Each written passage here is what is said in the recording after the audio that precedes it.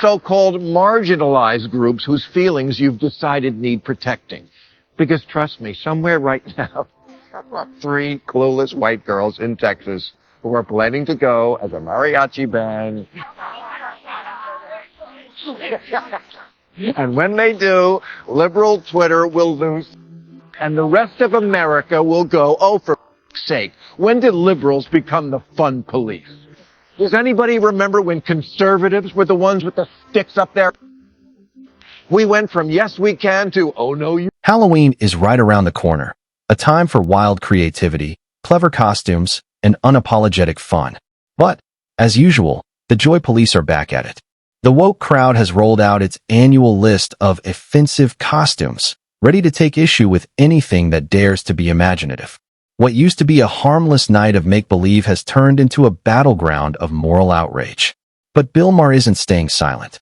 He's calling out the insanity, accusing the outrage brigade of choking creativity and turning Halloween into a lecture. And his takedown? Sharp as a carving knife. Buckle up, this one's going to sting. To another culture is racist or cultural appropriation. Really. Imagine there's no countries. It isn't hard to do. Halloween was always fun because it wasn't PC. Not being PC is almost the whole point of the holiday. But now everything has to turn into a federal case of snowflakes versus humor. And then some cultural studies professor will go on TV to try to explain his outrage, and Tucker Carlson will look at him like this.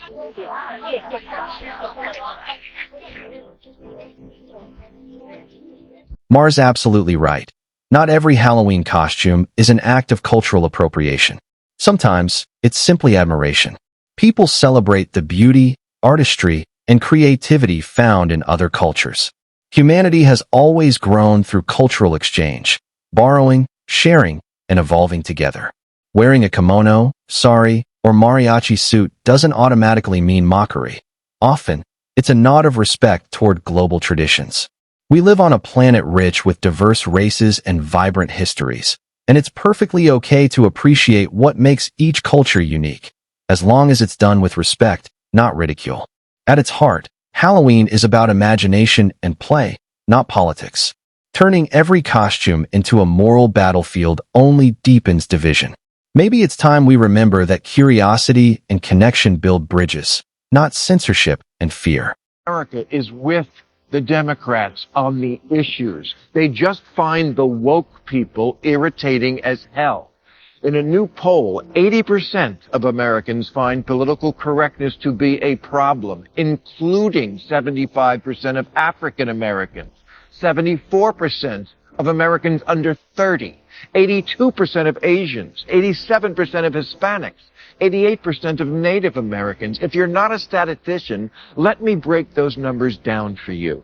Nobody likes you. Exactly. Political correctness and cancel culture have become powerful forces that stifle free speech, creativity, and individuality.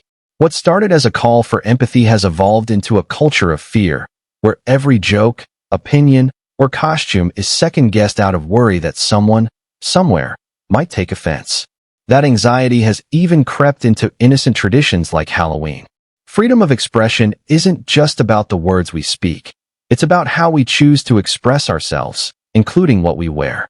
When society begins policing costumes, we lose not only the joy of creativity, but the very essence of the holiday. Americans shouldn't have to apologize for being imaginative or for appreciating other cultures. As Maher points out, the real danger isn't a controversial costume. It's the chilling effect political correctness has on our ability to simply be ourselves. Marginalized groups whose feelings you've decided need protecting. Because trust me, somewhere right now, there are three clueless white girls in Texas who are planning to go as a mariachi band. And when they do, liberal Twitter will lose, and the rest of America will go, oh, for sake, when did liberals become the fun police? Does anybody remember when conservatives were the ones with the sticks up there? We went from yes, we can to oh, no, you. Maher raises a crucial point. The very people the woke mob claims to be defending often aren't offended at all. In fact, many genuinely enjoy seeing others embrace, and celebrate their culture. They view it as admiration, not appropriation. Whether it's someone wearing a kimono, a sombrero, or an African print, most people from those backgrounds appreciate the curiosity and respect that come with cultural exchange. They know the difference between mockery and appreciation, something the outrage brigade seems to have forgotten. Halloween, after all, is about creativity, diversity, and the shared joy of self-expression. The irony is hard to miss. The self-appointed protectors of these cultures are the ones sowing division, while the people they claim to defend are simply having fun. Maher's point lands perfectly. Sometimes, the offense exists only in the minds of the perpetually offended. It's too much for your fragile sensibilities, and you're worried about seeing someone wearing something that's on the forbidden costume list.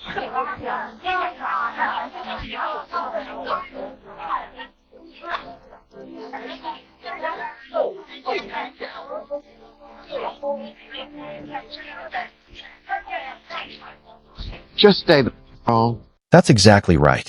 If a Halloween costume is enough to ruin your night, the solution's pretty simple. Go to bed early.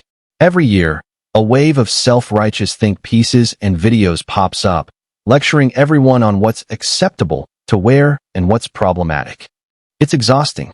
What was once a fun, carefree night of imagination has now become a cultural minefield, where even fake fangs or face paint can trigger outrage. The irony?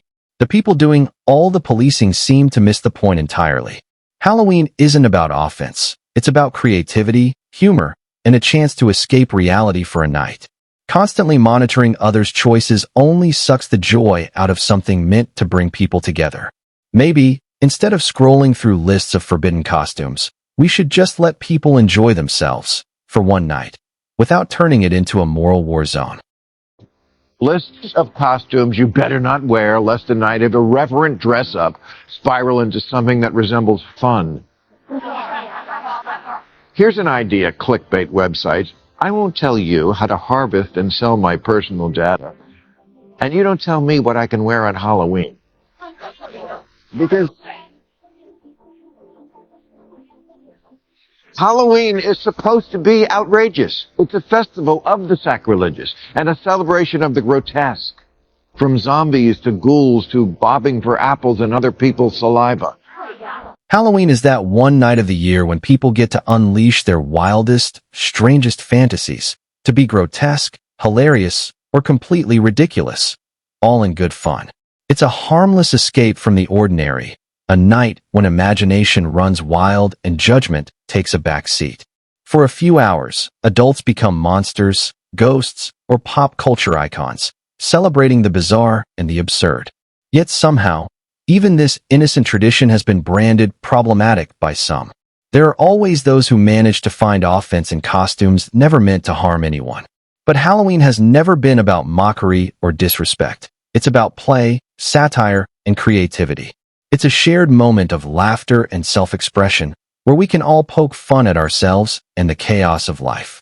Turning that into a political debate completely misses the magic that makes Halloween special.